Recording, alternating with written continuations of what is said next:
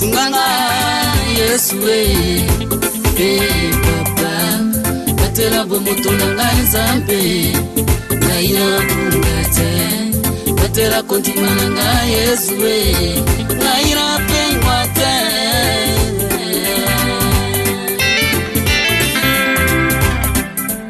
Sunganga Yesu Ngolo na ye asali ke tukwa kumona lisusu neema yake nafanya tena tukutane.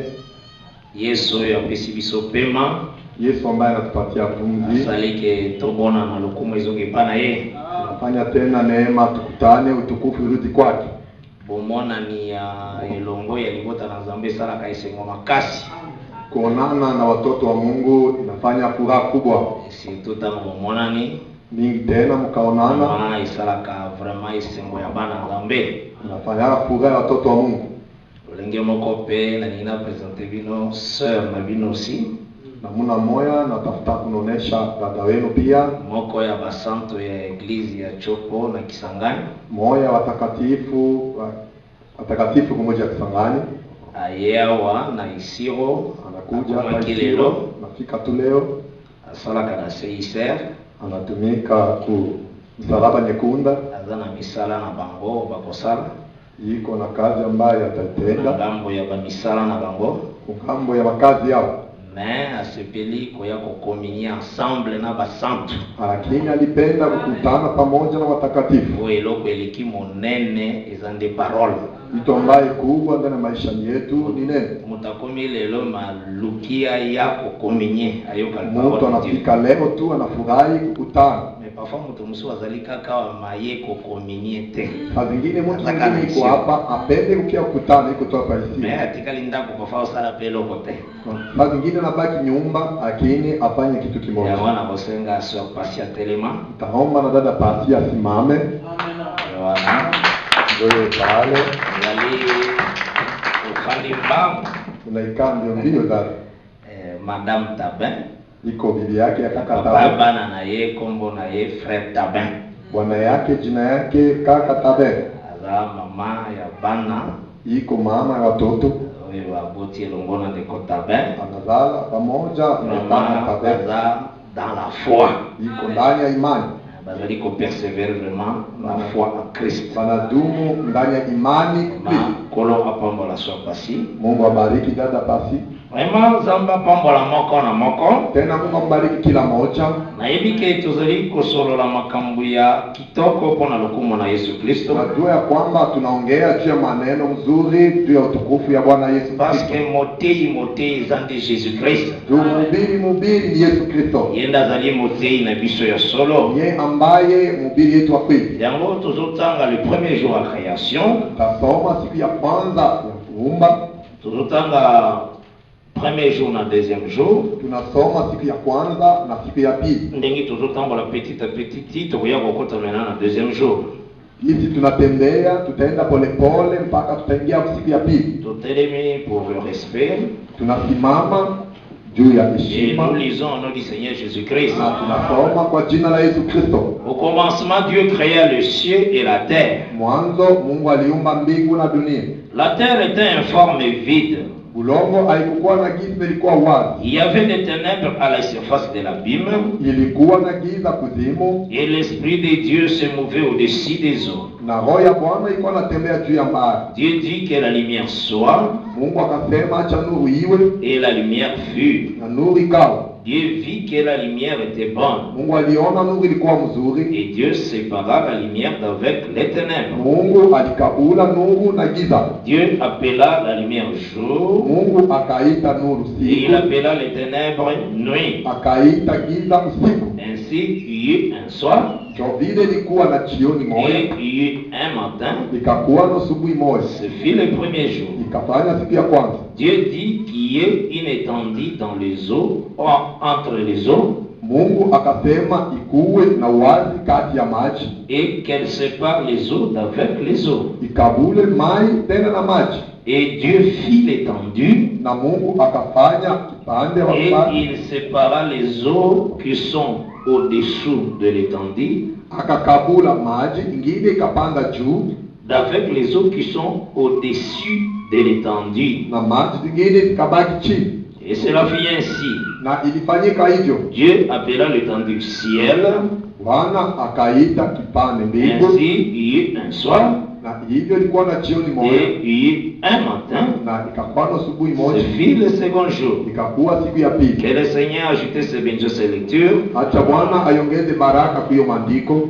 Et puis que nous allons déjà pourtant voilà sur les ténèbres. Najua ya kwamba tunatembea kuhusu giza, Nous allons là maintenant le ténèbre et la terre. tunasema juu ya giza na udongo. Nous présentons qui déjà ténèbres comme le corps du Seigneur, le lingue amibombaki. Tulikuwa naonesha sawa giza iko mwili ya Kristo gisi na kichwa. Là, tous un psaume 18, verset 11 et 12. Tulichukua Zaburi 18 mstari kidogo ya 11 na Oui, 12. l'Éternel fait sa retraite na kati ya tente ya obscurité. Wanasema Bwana anaenda kwa maombi yake kuema ndani ya giza. Tous aussi des Chroniques chapitre 6, Tulichukua pia Mambo ya Nyakati ya le pili verset 1 et 2. mstari ya 6 mstari kidogo ya kwanza mpaka pili. Où Salomon azolobake l'Éternel veut habiter dans l'obscurité. Salomon anasema Bwana anapenda kuikala ndani ya giza. Et moi j'ai construit un temple pour l'Éternel. Na mimi nimejenga hekalu moja juu ya milele. Et tous ceux qui aussi Deutéronome chapitre 4, Twala tena Kumbukumbu ya Torati sura ya 4 à partir du verset 10 et verset 12. mstari kidogo ya 10 mpaka 12. Kuna Moïse azali ko rappeler makambo elekaki na Mont Sinaï. Kule Musa alikuwa anakumbusha neno ambayo ilipita mlima Sinai. Azotalisa comment le Seigneur akitaki na Mont Sinaï. Anaonesha jinsi Bwana alishuka kwa mlima Sinai. Et que balobi la montagne était embrasée du feu. Wanasema mlima ilifungwa na moto. Moto ekomaki jusqu'au milieu du ciel. Moto ilipanda mpaka katikati ya Mais mbingu. il y a eu une épaisse ténèbre. Lakini ilikuwa na giza ngumu kabisa. Donc sorte ya moto wana eza kopesa molili makasi. Ile giza ya moto ilikuwa naleta giza Ya ngumu. moto kendeki mpona kotalisa ngo na Esaïe 45 verset 15. Ndio tulienda kuonesha kwa Isaya 45 mstari kidogo ya 15. Certes, tu es un Dieu qui se cache. Sema kweli wewe ni Mungu ambaye unajificha. Le Dieu d'Israël sauveur. Mungu wa Israeli mwokozi. Voilà totalise d'abord que le ténèbre dans le sens il y a Dieu qui se cache. Pale tulionyesha kwanza giza, hamuna Mungu anajificha. Et tolobaki ke tozotambola déjà mpona kotalisa les ténèbres ndenge ezozipa mabele. Tulisema tutasema kuhusu giza gisi nafinika udongo. Et puis tozotalisa aussi le lenge la lumière ezochasser les ténèbres. Tunaona tena gisi nuru inafukuza giza. Yango topersaki Tuliingilia, totalisaki que quand Jésus-Christ était sur la terre, tulionyesha wakati Yesu alikuwa kwa dunia, avant sa naissance, mbele ya kuzaliwa yake. dans Luc chapitre 1, Luka sura ya kwanza, quand l'ange abibelaki Marie, wakati malaika alimtokelea Maria, l'écriture ezoyebisa biso boye, maandiko yanatuambia hivi. otangi à partir ya verset 34 tina verset 36, Unasoma usomi kidogo 34 mpaka 36 ya Luc chapitre 1, ya Luka sura ya na kwanza, l'ange Gabriel aosolola na Marie. wakati malaika Jibril alikuwa anaongea na Maria. Maria azolobake nayebi mibali te, Maria anasema mimi sijue mume, mais comment nakokoma gosse? namuna kani tabeba mimba. Nde l'ange ayebisaki ye que le Saint-Esprit découvrira de son ombre. Malaika alimwambia Roho Mtakatifu itakuzunguka na kivuli yake. Donc le Saint-Esprit akoyana mulili na ye. Roho Mtakatifu itakuia na giza yake. Donc le Saint-Esprit aza na ténèbre na ye propre.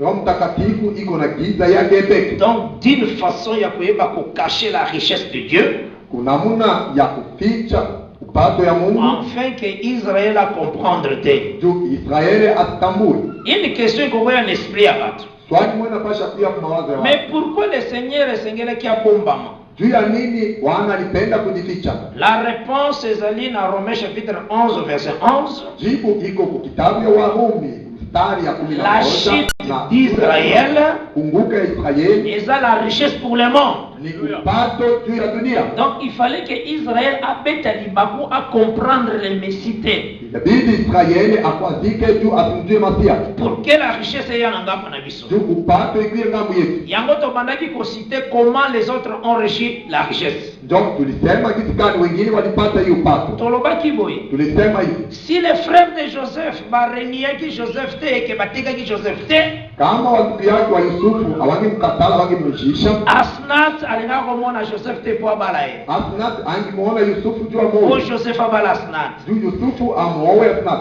Et si Israël a résisté ki Moïse te, Kama Israeli angempinga Israeli, et qui a rejeté Moïse, angemtupa Musa, alors bah qui t'a établi juge? nani anakutia amri?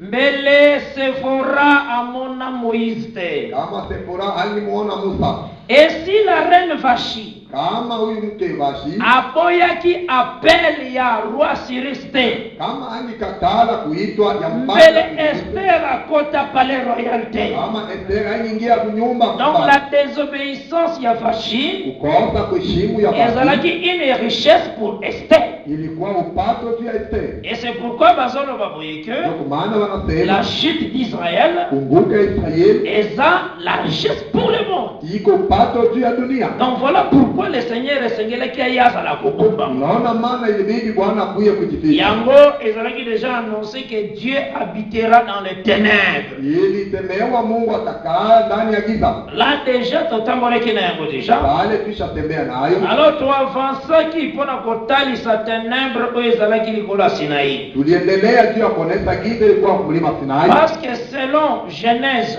1, Kufatana Mwanzo sura yake ya kwanza, le premier jour à création, siku ya kwanza ya kuumba, quand le Seigneur a vu les ténèbres, wakati Bwana naona nuru, abengana pe ténèbres. alifukuza giza. Soki tolobeli ténèbres, Akasema juu ya il giza, faut tolakisa aussi place oyo azobengana ténèbres. inabidi tuone giza na fukuza giza. Yango ntango totomboli ténèbres oyo ya Sinaï, Wakati tunainua giza ya la Sinai, manière le Seigneur abombaki la lumière. jinsi Bwana alificha nuru, Ndenge topesaki Deutéronome 4, jinsi tulileta kumbukumbu ya Torati le sura ya 10 verset 10 à 12. mstari kidogo ya 10 mpaka 12. Tozoloba ces ténèbres-là, Tulisema hiyo giza le Seigneur azoya kochasse yango Bwana anakuya kuyafukuza ntango azopesa le Saint-Esprit à l'église. wakati analeta Roho Mtakatifu ndani ya kanisa. Le Saint-Esprit sonde la profondeur. Roho Mtakatifu inaangalia unaganaki. Et yango tutalisaki que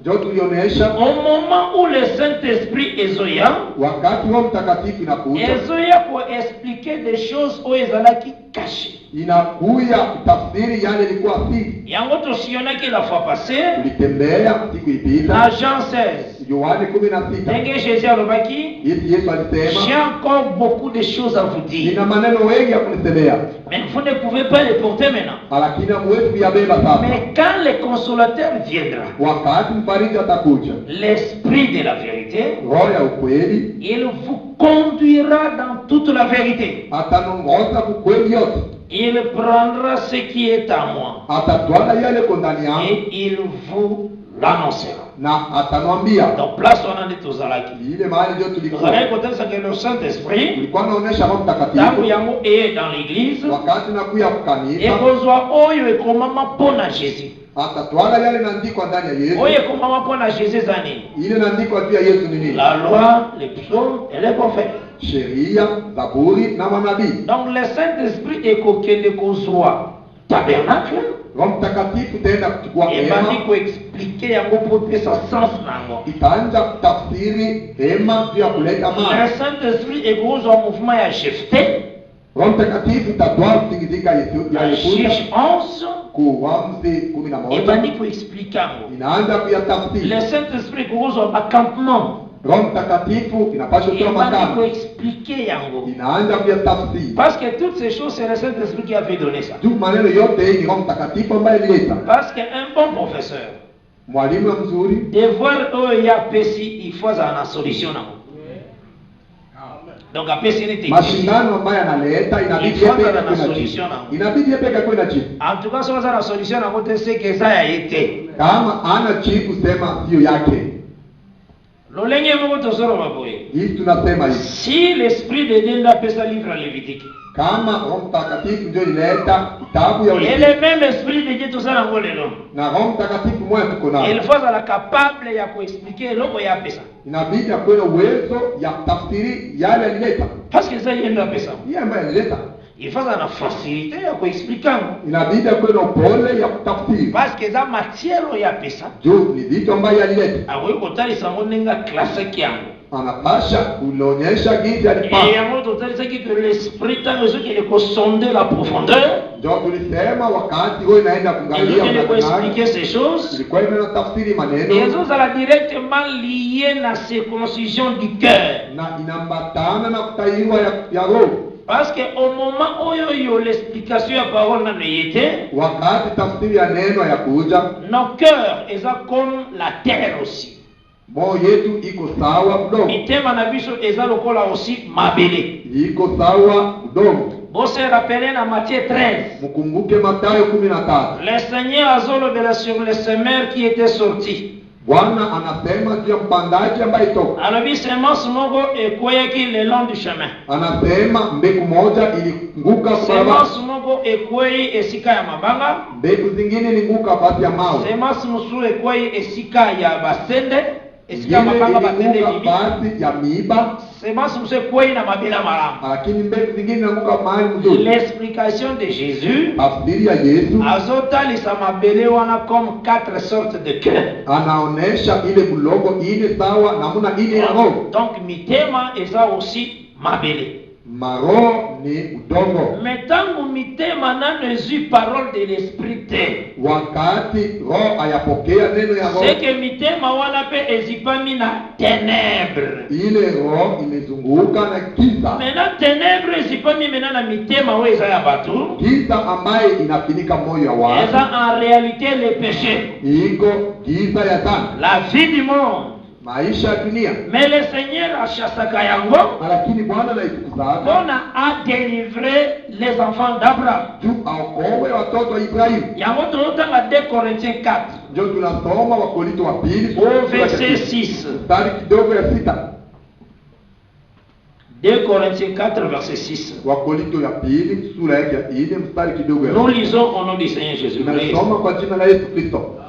Car Dieu qui a dit la lumière brillerait du sein des ténèbres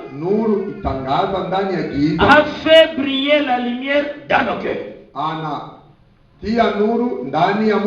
pour faire resplendir la connaissance de la gloire de Dieu sur la face de Christ.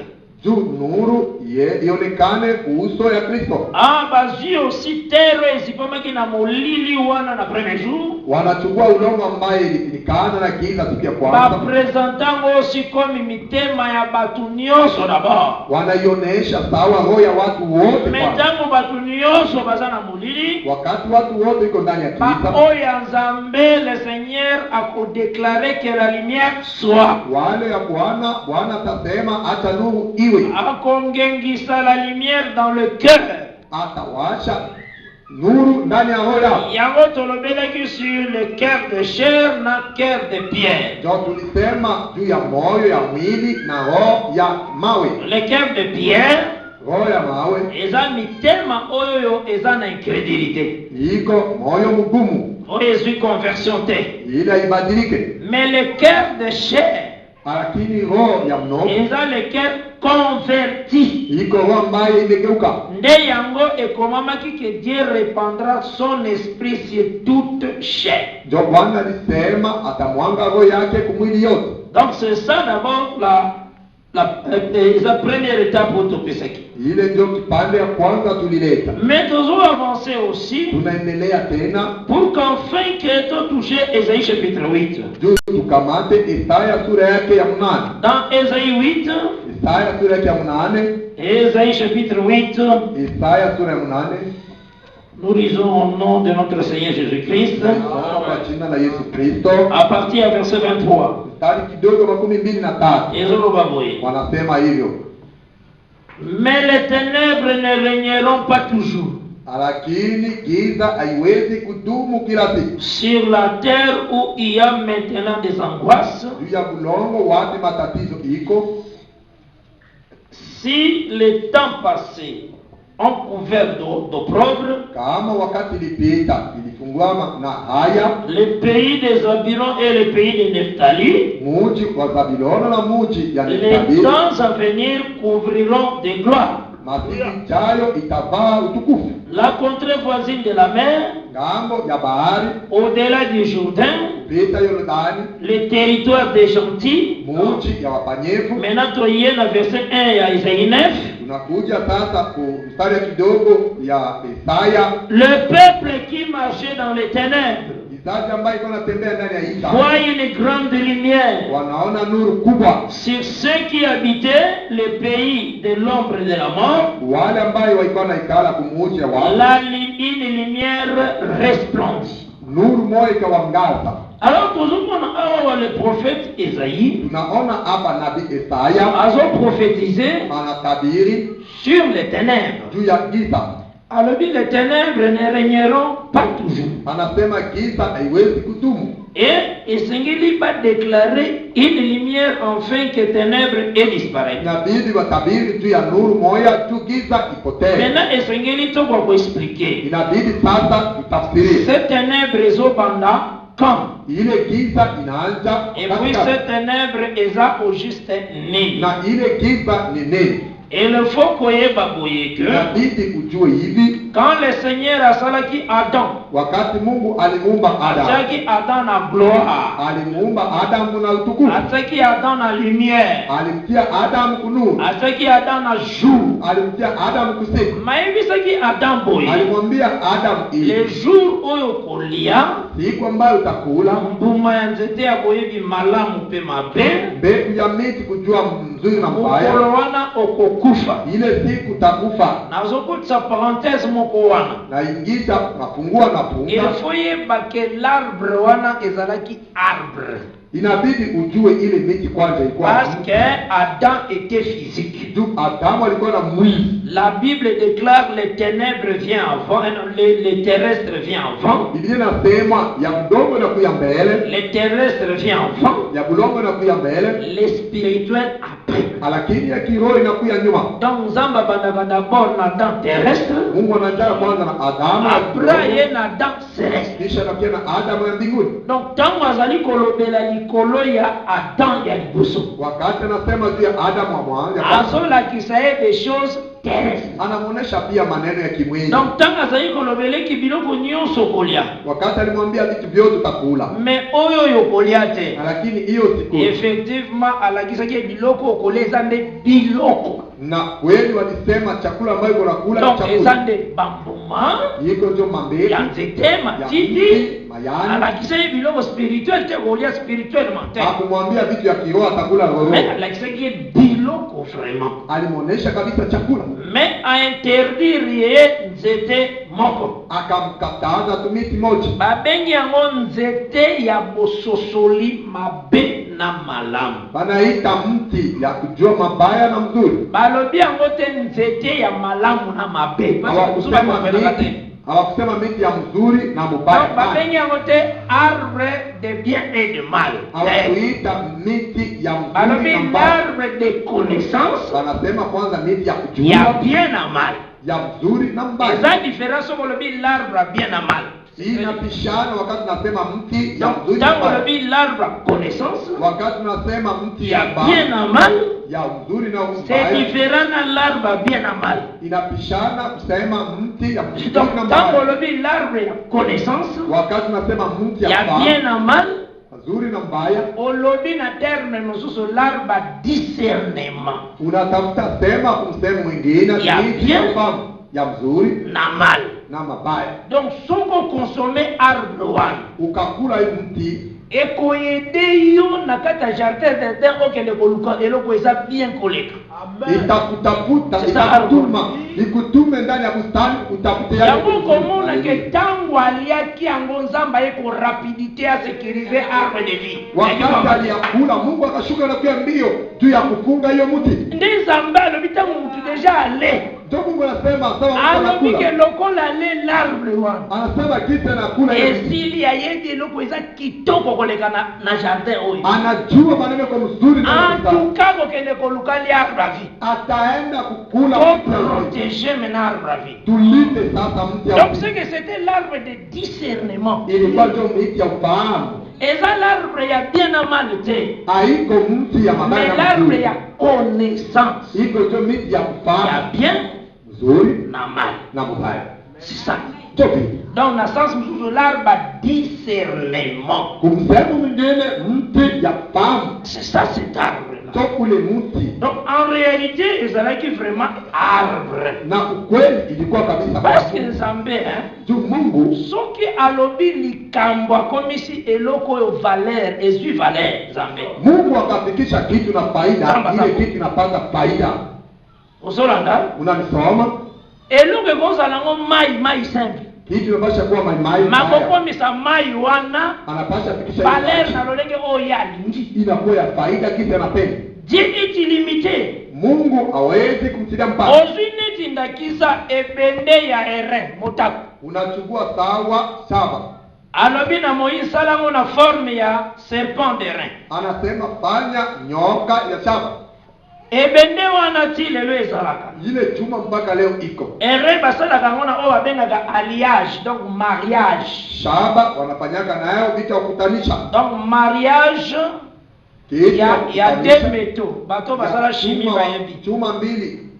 Donc pona bapesa Eren juu walete shaba. Ezalaka o babengaka na français basoka ngona alliage. Wanachukuaka kuyale ambayo inakutanisha. Un mariage unyumba ya mabende ya matuma Eren ndio inatosa shaba. Mais il faut yeba que même lelo okosa la même Eren. Inabidi leo jue leo unapasha fanya shaba. Okosa ngisama bende wana shofongo na moto wa makasi ya furu. Unapasha changa machuma leo ibisi Eren. Kisha unatosa shaba. Okosa la ngombe bosangani bosena ngona forma nyoka. Unapasha kutana mnaifanya vile nyoka. Ebi mana forma nyoka ndenge Moiza sala kia. Na inatoka tu nyoka kisi Musa. Après boluki banyoka na zamba. Kisha unatafuta manyoka. Alors boluki batu botele mawana banyoka baswa bino lokola biso susali serpent d'airain. Lokola Moïse basala ki serpent d'airain. Soki baswika kabino biso tokotombola botali boko bika kambala mako. Munatia watu pale. Munaenda tafuta manyoka kupori, unawapea unawasema, hiyo nyoka ni lumu. Ikanuluma kishatia nyoka shaba, kama mnaangalia hamtakufa. Alors neto kotuna yete, est-ce que soki bosali ndengwana? Tutauliza sasa. Est-ce que batu bakobika? Mukafanya hivi, watu watapona? Bakobika te. Hawawezi kupona. Pona nini? Jua nini?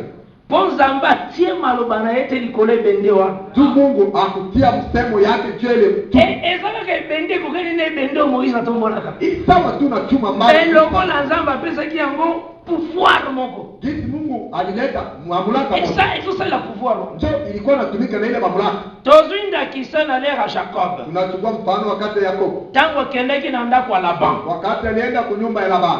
Et que Laban zalaki ko changer chaque fois salaire na ye. Laban alikuwa anageuza malipo yake. Le Seigneur ayeko aider. Bwana anakia kumsaidia. Que a s'inspirer qu'en tout cas à travailler pe mingi singeli pas travailler pour na compte na ye. Aseme kweli anatumika mingi na inabidi sasa atumike pia. Mbona yebisi mena Laban. Ndio akamwambia Laban. Tokabola déjà bien avant na elobeli. Tukabule mzuri kumsema. Soki tolobi ke batashte ekozala ya yo. Kama makondo itasalike itakuwa na bien bareye ekozala ya yo. Yale kuna njia itakuwa yako. Soki bayokani. Kama tunasikilizana. Balobi bareye ekozala ya yo Jacob. Wanasema ya lama itakuwa yako. Ange de l'Éternel bayoki. Malaika ya Bwana bayokani ndenge wana na Laban. Na banasikilizana vile na Laban. Mena Nzambe azoya mena pa ya Jacob. Sasa Mungu anakuja kwa Yakobo. Alobi anamwambia luka banyamwa minene vimbawa. Utabale ya mafuta. Soko moni bango bazokeni komela mai. Ukawaona wanaenda kunywa maji. Yo lokolo zobokola yango. Jinsi wewe unaichunga. Zwaka ka 300 tanzete. Tukura tu namuna tatu. Eza banzete za la katililo. Iko tu mamiti kompaka. Banzete moko koma nango peuplier. Gua miti moya peuplier. Ozinzete moko koma nango platane. Unatwala miti moya platane. Nanzete moko koma nango amandier. Na miti ya amandia. Eza na lolinga lobaki asala ngwa mpe tachete. Ilikuwa na giza alitema waifanya na longoli mwa becorse. Wanatosa. Ezalaka significatif par rapport à l'œuvre de la croix. Ilikuwa ndio kazi ya msalaba. Parce que na l'œuvre de la croix écorce longwaki Jésus-Christ akufani. Kule kumsalaba Yesu alikufa tupu. Mais nazaka un exemple likambo Jacob azosala. Niko tuna mfano maneno ambaye azui banzete wana atiango na mai. Anachukua hiyo mamiti na tia maji. Tangu banyama bazomela mai oyo eza na banzete wana. Wakati wanyama wanakuja mai kwa hiyo mamiti. Antuka banyama bakobota neti bari. manyama itazaa ya njia. Frère, banzete motile le zalaka. Kaka yangu, ile mamiti mpaka leo iko. Banyama pe, bantaba, bameme, bazali. Bambuzi ni biko mpaka leo. Mai pe lelo zalaka. Ilo kwata? Iko haikutoka. Tozwa mai tochewa. Tuchukue mai tunatia pa. Tozwa banyama tochewa. Tuaye wanyama tuatie. Tobuka banzete wana tochena kata mai. Tuche mamiti tutie ndani mai. Mena to melisa banyama ba mai wa. Tukunishe banyama hiyo mai. Totala soki bakobota bare. Tuone kama tazala na alama. Soki baboti bare tene mena to lobezala ki banzete te frère. Kama ikuzala ndio kisha tunasema kaka ikukuanga mamuti. Ezala inga banzete mais Dieu a inspiré pouvoir moko divin na kaka ikambwana. Ilikuwa tu mamiti lakini Mungu alileta parce que batu batasaka arba connaissance du bien du mal les akini zetete bazo raisonner. Watu wanawaza ile miti ya pamba ezalaki vraiment arbre. Ilikuwa kweli muti. Ozona na malamu unanipata mzuri. Na zinda kisa. Na swala tena mfano. Soko sana jeune te. Kama hauko kumafunga. Donc ozo kila te. Au funga. Mai komeleza problème te. Maji kukunya sio dhambi. Soko ti jeune zamba lobi komela mai te kolielo kote. Kama unaingia mafungo kwa nasema. Est-ce que hivi ke mai mene comme ils sont? Unajua tena maji inakuwa dhambi. Osale leo pour melima yokomi kusentir reproché. Ukakunya maji unaanza kujichongea ndani yako. Pona ni eza cadre nzamba cadre mena na lero wangu. Iko mpango ambaye Mungu anapanga hiyo wakati. Mai eza kama mai imekomi péché. Maji iko tu maji akina kwa dhambi. Et comme on me livre vraiment aujourd'hui comme m'a reproché. Ah vraiment na baby si jeune. Unakunya unaanza kusikia ndani yako vibaya. Unasema cadre selon ndenge alobi na tango na koliate. Iko tu sawa hiyo wakati anasema usile. Komelate. Usinywe. Mena kolia komele komi pona yo péché. Sasa kula na kukunywa inakuwa sawa. Mena soki mena kolia komela na lera jeune komi péché. Kama kukula na kunywa inakuwa dhambi wakati. Kala moko bana kotea kana tani onso. Kolia komela c'est un péché. Non. Manja kubiri sawa te kukula na kunywa inakuwa dhambi. Eza par rapport ya eloko nzamba pesi na tawa. Iko jo kufatana vitu ambaye Mungu analeta. Parce que batu ba comprendre quand l'histoire ya arba connaissance du bien et mal. Watu wajue ongezi ya miti ya kujua mabaya na mzuri. C'est un arbre. Ilikuwa kwanza mti. Mais il faut yeba que le Seigneur inabidi ujue Bwana azwaka eloko robi yango de plusieurs manières. Anatwala kitu anaisemea namna mingi. Et de plusieurs reprises. Na mara mingi. Yango moni ndio unaona likambo asala anarudilia wakati ya Noa. Atiende arche likola maji. Anatia jo safina hiyo maji. Ezala repetition. Iko tu anarudilia. Esalemi ke tango makambo nyonso esilima ekauki na mabele. Anafanya wakati maneno yote naisha. Biloko etimena kata arche. Vitu inatoka ndani ya safina. Ezaka kapona kota solene zamba kelaki biloko nyonso kule. Iko tu kitu Mungu aliumba vitu vyote kule. Na Genèse 1. Kumwanzo. Metama kelaki biloko nyonso na Genèse 1 apesa bileye pa mutu pa pekisa eloko. Wakati alimuumba mtu kumwanzo, alimpatia mtu vitu na alimkataza vingine. Lokola pe awawa. Jinsi vi hapo. Lokola zo répéter loko wana. Jinsi anayerudilia. Il ne faut pas place wana pesa Noe biloko. Inabidi pale ampatie Noa. Apekisa pendenge kuna apekisa. Akataze jinsi alikataza kule. Yango tangu Noa bimi na arche. Ndio wakati Noa alitoka kusafiri. Abandi koloba boy. Anaanza mwambia hivi. Yoka Genèse 9 nengezali. Sikia jinsi Mwanzo sura yake ya 9. Genèse chapitre 9. Mwanzo sura yake ya 9. Paso ko kutani na babranamiste na ba doctrine mususu. Kwa kutana watu wasingi. Babani kutana yo. Aruli ninge musuguli yo komi mulungu. Anasema mimi kile ndio kakula na kwa uchi. Ça sont des confusionnistes. Wale ni watu ya fujo.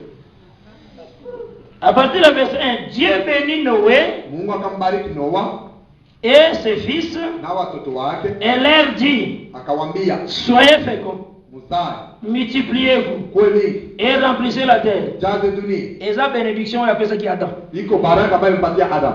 Abandi kozongela mwako. Anaanza kurutilia hapo. Tokona kolobaki azana yeka na mouvement ezana Genèse 1. Juu ya kusema iko tu ndani ya mtingiziko ya mwanzo. Vous serez un sujet de crainte et de froid pour tout animal de la terre. Mutakuwa mtetemeko juu ya manyama yote. Unapeta na Isaki atantanga ebisiene mwana lobiki alobaki dominer likolo ba wazo pe biloko ezana se. A répéter moi encore. Kule kwa Adam alisema tawala juu ya manyama, anarudia tena. a continué pour tout oiseau du ciel, pour tout ce qui se met sur la terre, anaendelea juu ya mandege na yote natembea kudogo, et pour tous les poissons de la mer. juu ya masamaki zote. Ils sont livrés entre vos mains. Inaletwa kumkono yako. Yoka maintenant dans verset 3. Sikia sasa mstari kidogo tatu. Tout ce qui se meut et qui a vie vous servira de nourriture. Yote ambaye iko ndani ya maji tanisaidia sawa chakula. Je vous les donne tout cela comme l'herbe verte. Donc, Nakupatia sawa majani. donc au monde il nazo pesa bino nyama. Unaona gisi nanupatia nyama. Alors bi ekokani kaka lolenge na pesa ki matiti na ba fruit kuna. Anasema ni sawa sawa gisi. Tanga pesa ki matiti kuna apekisa ki arbre moko. Wakati alileta mayani kule alikataza mti mmoja. Au apelo kwa nazo pesa nenga pesa ki kuna ifo au apekisa. Hapa vile gisi analeta. Kwa ezaka la pesa zolo baki nazo pesa. Forme na pesa ki kuna ndey yango pe nazo pesa la. Anasema gisi leta kule ndio. Ndio bila sema. Alors dit tout ce qui se met et qui a vie vous servira de nourriture. Je vous donne tout cela comme l'herbe verte. Donc nazo pesa bino lokola na pesa ki herbe verte kuna. Ile yote natembea kanupatia sawa chakula gisi nileta majani kumwanzo. Or jour a pesa ki l'herbe verte apekisa arvuya arva connaissance du bien et mal. Iko alileta majani alikataza mbegu ya kujua. Il faut que awa watanga zo pesa il faut pekisa pe loko moko. Inabidi hapa wakati analeta. Yango moni accueilli seulement vous ne mangerez point de chair avec son âme, avec son sang. Anasema hamwezi njo kukula nyama na damu. Donc lolenga pekisa ki fruit ya arba connaissance du bien et mal. Gisi alikataza miti ya kujua. Eza lolenge moko pekisi dans l'animal le sang. Iko namuna moya itanakataza ndani ya nyama damu. Maintenant pour nous comprendre. Tout tufahamu. Kuna ezalaki jardin. Kule ilikuwa bustani. Kule ezalaki matiti. Kule ilikuwa majani. Mais awawa ekomi nyama. Hapa inakuwa nyama. Mais pour nous comprendre pas nzambe ezala matiti, ezala nyama, ezala kailoko moko. Tu tutambue kwa Mungu majani na nyama ni kitu moja. Toto zwango na songe ya Joseph. Ya Pharaon. Tunaichukua ndoto ya Pharaon alotana na maboke ya matiti. Faro aliota kwanza majani mekundu. Maboke ya matiti ya minene kitoko. Pumbo ya mayai. Aba loti maboka matita mike ele maboka matita minene. Kisha anaota mapumbo ya majani ya kidogo na ndoto mususu ye. Ndoto zingine na kuja. Aloti mena banyama minene. Analota tena manyama kubwa. Na simamoni banyama mike ele banyama minene. Kisha anaona manyama. Yoka molimbo santu ndenge zo limbola. Sikia sasa kiti Roho Mtakatifu. Elobi Nzambe azongele eloko defwa. Anasema Mungu anarudilia maneno. Seke matiti na premier songe azongela ngonde nyama na deuxième songe. Mayani kundoto ya kwanza anairudilia sawa nyama kundoto ya pili. Joseph alobi que le Seigneur a repris la chose deux fois. Yusufu anasema Bwana anarudilia maneno mara mbili. Mais comment le Seigneur azongisa? Namuna kanibwanile. Kuna apimisi matiti kule na metanga azongisa matiti ekomi nde ngombe. Wakati anarudilia inakuwa njo kwa. L'esprit na kata Joseph alobi que c'est deux fois, c'est une même chose. Roho ndani ya Yusufu anasema ni mara mbili. Donc en réalité jardin d'Eden ezaka kani ya moyo. Ndio kusema ya mwanzo pesa oyazo pesa no yao ezana muzaka jardin d'Eden elo komoko bustani ndio hii nyama ambayo nipatia yango moni lokola na jardin d'Eden apekisa ki alba kunisa tibia ni mali jinsi kubustani alikataka ilifo pe lokola zo pesa nyama na dowe apekisa loko mona kata nyama inabidi kitu ambaye atamupa Noa sa nyama yango na kata nyama apekisi le sang ndani ya nyama anakataza na kata jardin d'Eden apekisa alba kunisa tibia ni mali ndani ya bustani anakataza miti. C'est une seule chose. Ni kitu kimoja. Esa na ukelo komoko. Osora na bara. Esa na ukaka eloko moko. Ni kitu moja. Yango moni arba connaissance du bien numéro saka la vie. Ndio unaona miti ya kujua. Parce que le sang va symboliser yango par vigne. Tu damu wanatafsiri na mizabibu. Esoku kei lokola Nzambe tanga pekisa ki alba connaissance du bien numéro. Jinsi Mungu alikataza miti ya kujua kitu mbaya. Mutu ale yango. Wakati mtu anaikula. Je vous dis kamuni salema. kitu gani ilifanyika? likambo esalemaki eza boyete Kitu ilifanyika ilikuwa hivi, que la mort dans le koti kifo wakati le Seigneur yaki kobakisa interdiction mosusu après wana Bwana alikuya tena kukataza wa kile. to empêcher mutu alia mena arbre de vie. Tumkataze mtu asikule miti ya uzima. Donc ekomi neti na bilanga des interdictions. Inakuwa sawa ndani ya Oyo Qur'ani, likosezaki arbre connaissance du mal mal. hii ya kwanza ilikuwa Après bayobakisa mosusu ya arbre de vie bakangi. kisha wanasema tena miti ya uzima. Omoni Nzambe lokola apesaki interdiction na Genèse 9. Unaona jinsi Mungu alikataza kumwaga. Akisika interdiction moko 100. Alisema tu juu ya damu. Ona kotalisa ke nyama eza kaka chatete te. Juu ya kuonesha tu nyama iko tu. Aye na Levitique 3 verset 17. Levitique sura ya 3 mstari kidogo. Abakisi interdiction mususu. Anajiongeza kitu kingine. Yoka Levitique 3 verset 17. Sikia Levitique 3 sura yake 10 mstari kidogo 17. C'est ici une loi perpétuelle Ni hapa sheria ya milele pour vos descendants juu ya kizazi yenu. dans tous les lieux où vous habiterez. Mahali yote mtaikaa. Vous ne mangerez pas ni graisse ni sang. Hamweze kukula damu na mafuta. Donc, na kati ya nyama lokola pesa interdiction na Genèse 9 moko Wakati alisema aye kobakisa encore graisse. anakuja kuongeza tena mafuta. Donc nelobeli mususu abakisi olivier pona Eden. Ndio kusema Ozona na malamu, anakataza tena mizabibu. Donc abandi neti vigne Anaanza sasa. après aye olivier. Kisha anakuja na mizabibu. Ozona na malamu. Zaituni. Yango Jésus étant olivier akenda ko matande na mbeba olivier. Yesu sawa mizaituni alipanda Pour qu'enfin kapesa bino véritable huile ya vie éternelle. tu alete mafuta ya milele. Et remarquez boye. Utaona hivi. Na jour ya interdiction ya Saul. Siku ya kukataza Sauli. Na livre 1 Samuel 14. Samueli wa kwanza A 12. interdire à ça l'interdiction. Anakataza. Tango à ça l'interdiction. Wakati Na anakataza. cette interdiction ana. Ndani ya Ni kukataza. kamine salemaki. Kitu kinafanyika. Son propre fils. Mtoto wake Jonathan. Jonathan. Yende akendeki ale miel. Yendo alienda kukula. En réalité, mutu explikaka miel en réalité ezande Samson. Mtu ambaye anatafsiri Aexplikaka miel ezali ke oyo ebimaka nde na nzoto ya nyama. Donc soko pakoli nyama wakati unapaswa oyo ebimaka na nzoto ya nyama nde miel utainterprete yango eza Samson. ile yote inatoka ndani ya nyama ni asali, yule atafsiri ni Samson. Et ce jour-là, il est allé miel. Ile siku Balobi miso ya Jonathan emoni. Banasema macho ya Jonathan inafunguliwa. Or Samson a interprété miel. Na Samson Donc anatafsiri. les ali soko bomini ya mofongoli nyama. Oyo ko bimaona nde miel. Ukamua nyama, unapasua ile tatoka pale. Esona na malamu. Unanisoma mzuri. Donc tangu likambone salemaki ya Jonathan. Wakati ile neno lifanyikana Bala moko peuple nyonso na sima Jonathan ba sacrifier nyama bale na makila. C'est comme ça de comment taifa mzima wakaenda nyuma ya Jonathan, wanatolea nyama na wanakula. Saul apprendre ngo ke bale makila. Saulo nasikia wanakula. Alobi en tout cas mutu yoyo aliaki yango azo mériter la mort. Asema yule aliyakunya inabidi hapa. Donc makila bale ese maria mala moko na mielo Jonathan melaki. Ile damu balikunya inapatana na sai. Saul azoluka nani yango aliaki journée wanaposuka le il faut mériter la mort.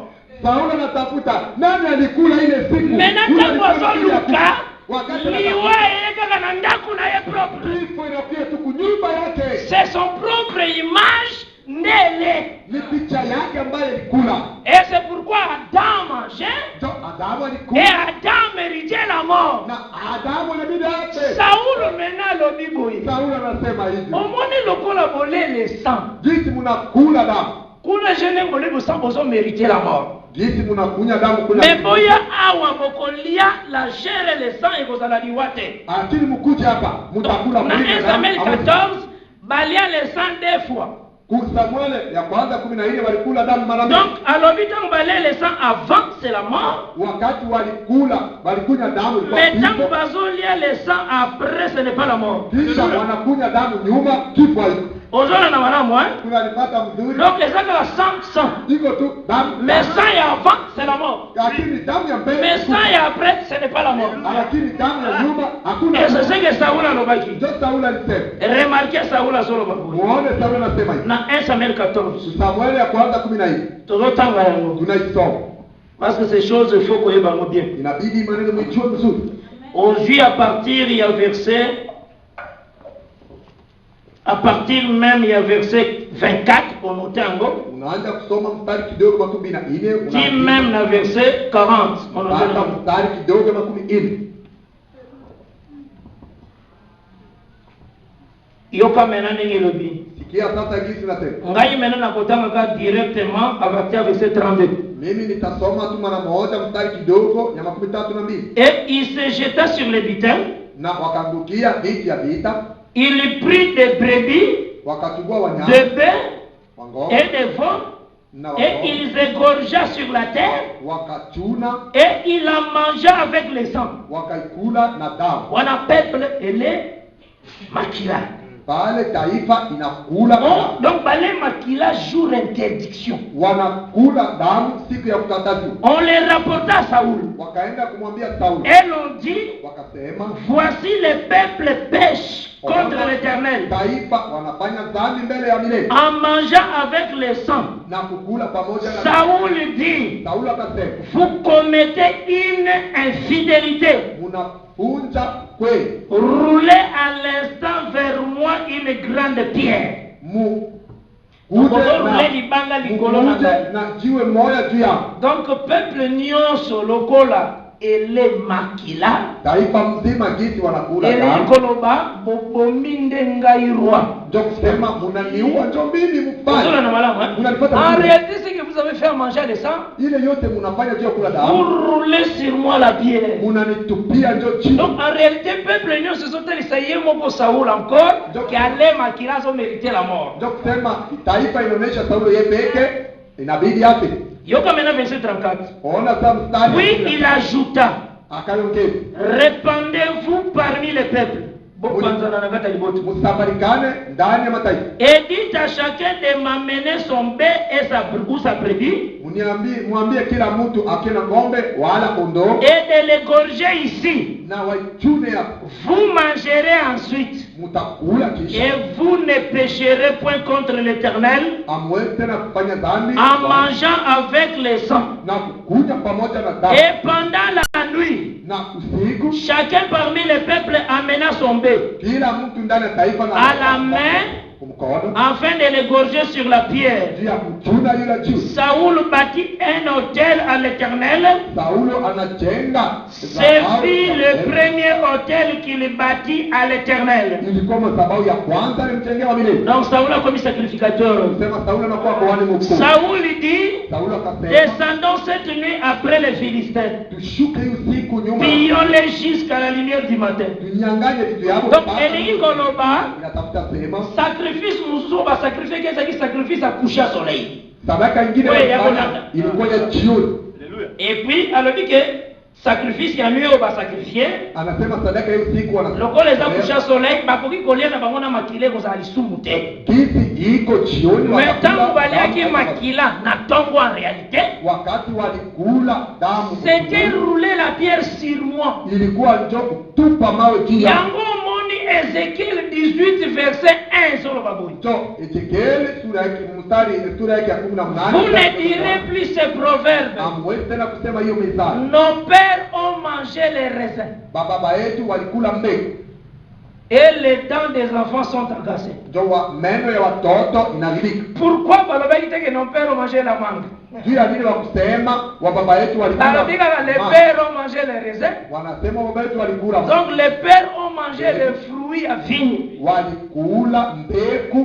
Mais les soumons batata et les colo ya ban.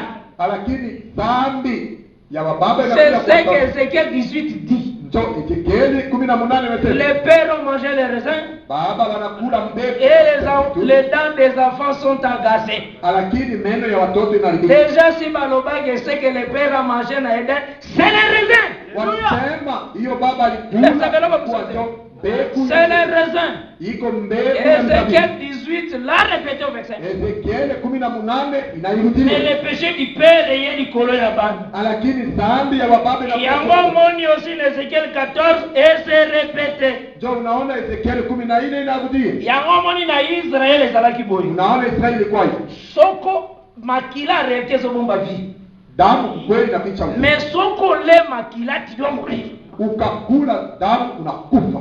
Donc une interdiction ezalaki. Dile ndio walikataza. Yango moni lokola Nzambe Jinsi Mungu akompara mabele oyo apesa Abraham alipimanisha ulongo na Eden, na Eden. lokola comparango Jinsi aliyapimanisha. ilikuwa bengango pays de désarbre. Inabidi aite muchi ya Yoka Josué 24. Sikia Yoshua 24. Na suka ya via verset 13.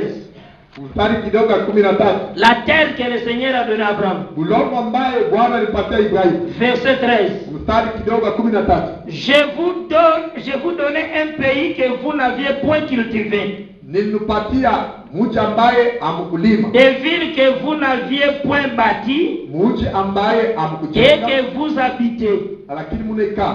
Des vignes et des oliviers que vous n'aviez point plantés et qui vous servent de nourriture. Nilipatia mizabibu na mizaituni ambaye Josué avant son départ à Koufa, Yoshua mbele hapo. il a dit que le pays que le Seigneur vous a donné, c'est un pays de désarbres. Anasema mji ambaye wamilele nilipatia iko miti, iko miti. C'est un pays à vignes. Iko. Et un pays aussi à olivier. Na mizabibu. Donc des arbres qui élevés na terre le Seigneur avait donné à Abraham. Miti mbili ndio ilinyuliwa kumji ambaye Mungu alimpa Ibrahim. Ces choses là très importantes. Hii vitu ni ya muhimu. Natamboli kama wana pona pesa extrait enseignement sur l'arbre à connaissance du bien et du mal. Oh, ils en étaient extraits. Na nutembea tu pale tu ya kuonesha miti ya kujua mzuri na mbaya iko tu na. Mais ils en étaient arbre boyen. Lakini ilikuwa tu miti kabisa. Mais qui parlait de la loi. Ilikuwa nasema ndio tu ya sheria. C'était un arbre. Iko mti. Mais signification nango ezotalisa loi. Lakini maana yake sheria. Parce que quand tu manges la loi tu meurs. Ukakula sheria utakufa. Yesu na manam. Unanisoma mzuri. La grande interdiction dans la loi c'est le sang. Ukataza mkubwa ndani ya sheria ni damu. Donc l'arbre appelé la loi. Miti ambayo wanaita grande interdiction dans cet arbre là ya loi c'est le sang. Ukatazo ya ile mti ilikudani ilikuwa damu. Et dans la grâce le sang maintenant est permise. Ndani ya neema sasa damu wanarushi. Uzona na malamu? Unasoma mzuri. La loi comme un arbre. Sheria sawa mtu. Azana grande interdiction na ye sang. Iko na kitu mmoja wanakataza damu. Maintenant arbre appelé grâce le sang est permise. Miti wanaita neema damu. Yango moni Saul alobi lokolo bole kuna makila na moibo. Ndio Saul anasema hivi na leaka tongo. Mnakula damu. Si deja ezabini nusubuza kukufa. Mwisha kufa nini wote. Mais ceux qui boye awa wana nui. Mkakuya hapa usiku. To sacrifier va sacrifice à coucher soleil. Tunatolea masadaka. Tolea encore le sang. Tunakula tena. Et comme ça les gens peut-être que nous en victoire. Haiwezi fanya kitu tutapata ndio. Donc le peuple balait le sang na tongo ezalaki la mort. Donc sema taifa ilikula damu. Mais balait le sang na coucher soleil ezalaki vie. Wanakula jioni kwa usiku. Le même jour là. Ilikuwa tu siku ile moja. Esura na bala? Unanipata mzuri. Donc c'est ce que Seigneur na oye. Ndio inabidi nawe ujue. Donc tozongi mena na loko tozalaki na ngwana. Unarudia kwa yale ambayo tulikuwa nayo. Quand Adam a désobéi. Wakati Adamu anakosa. Et katosi le Seigneur te. Akumheshimu wa milele. C'est que la mort ikoti. Donc sema kifo inaingia. Et la mort ikoti wana. Kifo ambayo inaingia pale. Ezobenga mosi les ténèbres. Inaitwa tena giza. Yango Romains 5 verset 14. Donc Warumi sura ya 5 mstari ya 14. Ezoyebisa biso boye. Inatuambia hivi. Romains chapitre 5. Warumi sura yake ya 5. Au verset 14. Mstari kidogo ya 14. Cependant la mort a régné depuis Adam jusqu'à Moïse. Wanasema kifo ilidumu ilitawala kuanza Adam mpaka Musa. Et même sur ceux qui n'avaient pas péché par une transgression semblable à celle d'Adam. Na wale wote hawakuvunja sheria sawa na Adam. Lequel est la figure de celui qui devait venir. Ile ilikuwa njoo mfano ya ile ambayo itakuja. Donc depuis la chute d'Adam, mwanzo kumbuka ya Adam na Moïse la mort ekotaki. Mpaka Musa kifo ilitoka. Or la mort va benga ngo pays de l'obscurité. Kifo wanaiita mji ya giza. Là na livre ya Job chapitre 10. Pale Ayubu sura yake ya 10. À partir du verset 20, mstari kidogo ya 12. Job 10. Yobo sura ya 10. À partir du verset 21 au verset 22. Mstari kidogo 12 mpaka 21. Nous lisons le nom du Seigneur Jésus-Christ. Tunasoma kwa jina la Yesu Kristo. Mes jours ne sont-ils pas en petit nombre? Masiku yangu sio kidogo. Qu'il me laisse, Maniache. qu'il se retire de moi Maniache. et que je respire un peu. Juu nipumue kidogo. Avant que je m'en aille pour ne plus revenir Mbele niende na kukosa kutia. dans les pays des ténèbres Ndani ya mji ya giza. et de l'ombre de la mort. Na mahali makufa. Pays d'une obscurité profonde. Mji ya giza kufu. Donc verset oyo ya Job 10, Hiyo maandiko ya Ayubu verset 20 au verset 22. mstari 12 mpaka Ils ont bien dans la mort pays à obscurité profonde. wanaita giza mji ya kifo. Pays à ténèbres. Mji ya kifo. Or, quand le Seigneur Azaraki a créé, Wakati Bwana alikuwa anaumba, quand il a vu les ténèbres, il appela l'obscurité les ténèbres nuit.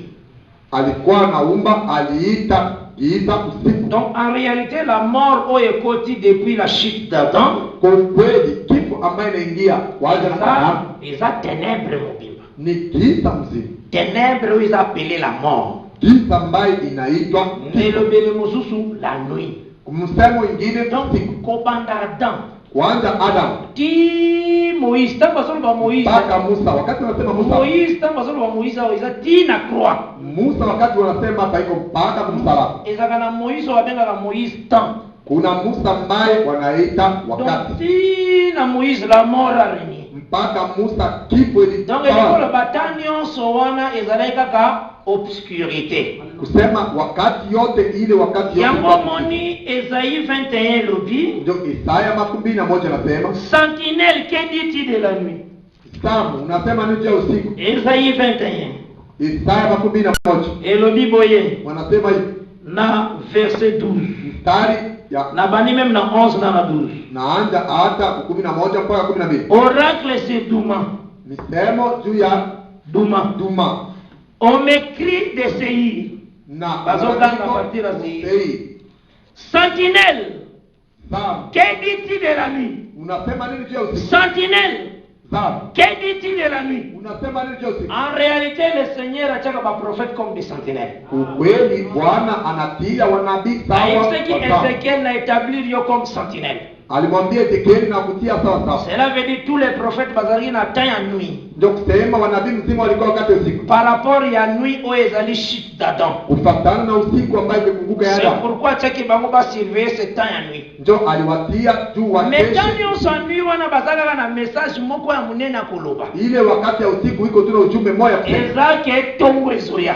Iko tu kusema asubuhi Sentinelle wazali ko clôturer sentinelle à solo ezaki déjà Baptiste. Samu ambaye kwa nafuka wa Samu yote kwa ndio Sentinelle, que dit-il de la nuit? Samu unasema Jean-Baptiste azoloba que il y a quelqu'un qui vient. Yohana Baptiste asema kuna moja kwa Ezana moko azoya, il m'a précédé. Il était avant moi mais il vient. kuna moja kuna kuja alikuwa mbele yangu kuna C'est que moko wana zoya, c'est le matin qui vient. ndio kusema moja ule kuna kuya ni asubuhi. Or le matin échassaka les ténèbres. Asubuhi inafukusaka giza. Yango moni Jésus kolima na tombo ifela bima na tongo makasi. Ndio unaona maana ilibidi Yesu atoke. Adam po bima Eden bima Eden na pokwa makasi. Adam alitoka Edeni jioni. Mais Jésus-Christ po kota Eden. Lakini Yesu jua ingia Edeni. Akota Eden na tongo makasi. Anaingia Edeni asubuhi. Parce que tango asekwa ki Wakati alifufuka. c'est pire que neza ki na kata jardin. Kundana ye.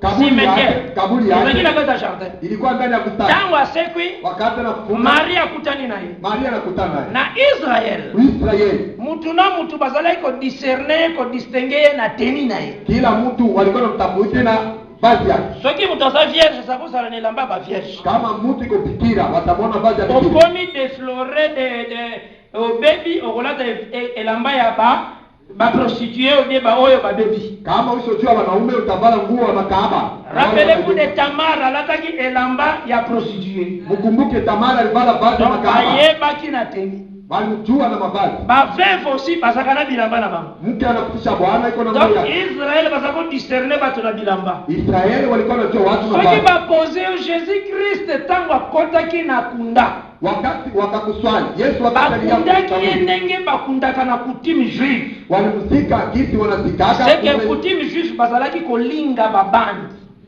Uzoezi yao walikuwa na funga maiti. Pour bref, jour Lazare asekwa, Jésus alobaki deliele. Hivi ya kwa kiisha siku Lazare alifufuka. Mais Jésus oyo bakundaki pe selon coutume juive. Yesu walimsika Balingaki ye babandi nyonso. walimfunga na nguo. Pierre tanga kotaki na tombo ya Jésus akuti babandi nyonso likolo ya tombo. Petro Asimbi yango boy. anakuta mavazi yote wakipiga C'est na qu'en réalité amoni ke Nzambe na ye ake bolumbu. ndio kusema kweli anaona Mungu wake anaenda utupu. C'est que Nzambe na ye akotinde na chambre. Ndio kusema Mungu wake anaingia utupu. Eza neti le soleil yake iko kota na tante na ye na kusha soleil. Iko sawa, jua anaenda kuingia kwa hema yake kuingia. Meteni nini ayeko sekwa nango. Sasa mavazi kanaenda kufuka nao. Ezalaki pour annoncer la bonne nouvelle aux pauvres. Ilikuwa tu atabiri habari njema Parce que les pauvres eza Adam na bakitani nyonso Adam. Ce sont des pauvres. wa masikini ni Adamu na kizazi yake mzima. Po babosanaki babungisaki bomengo ya Eden. Walipoteza kura ya bustani. Richesse ezaki na Eden babenganaki bango batiki Mpato bukuse. yote walifukuza waliacha. C'est que babosanaki déjà bomengo ya solo. Ndio walisahabu furaha kweli. Donc ceux qui annoncer bonne nouvelle Wakatabiri. aux pauvres, et les pauvres bazongiseli yo jardin. Ndio kusema masikini wanakurudishia bustani. Donc bazongiseli yo Eden. Wanakurudishia Edeni. Yango moni Jésus Christ tango asekwaki. Wakati Yesu alifufuka. Lokole esengeli azongisela biso Eden.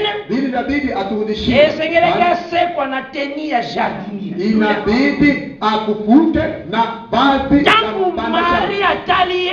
Wakati Maria Bible anamwangalia, dit que Marie le regarda, il croyait que c'était un jardinier. Maria anamwangalia, aliwapa ni mpanda shamba. Arabi soki yo ndo nzoto na ye Kama wewe sana unachukua ngai. mwili, Ifala sekwa na teni wana kwa yeye uzungisa jardin de. Inabidi akufuke tu arudishe bustani. Haleluya. Aiko uzungisa jardin de sengela sekwa comme jardinier. Anakuya kurudisha bustani, inabidi akufuke sawa. Donc Marie atali vraiment bamoni ma c'est un jardinier. Maria anaangalia anasema mfanya. Yango les pauvres bazu la bonne nouvelle héritage nyonso ezongi. Ndio wa masikini wanachukua yote ambayo ipotea. Et jardin de Dieu ezongi na kati na biso ezana la nature divine de Dieu. Ndio bustani ambayo iko ndani yetu ni kiti ya kuwa sawa mtoto wa Mungu. Donc la sainteté, Utakatifu, la foi, imani, l'amour, mapendo, la connaissance, kufahamu, la piété, utakaso, la maîtrise de toi. kujifunga. Nyonso de Pierre 1 ezali koloba Yote ile Petro ya pili na à partir du verset 3 tina verset 9.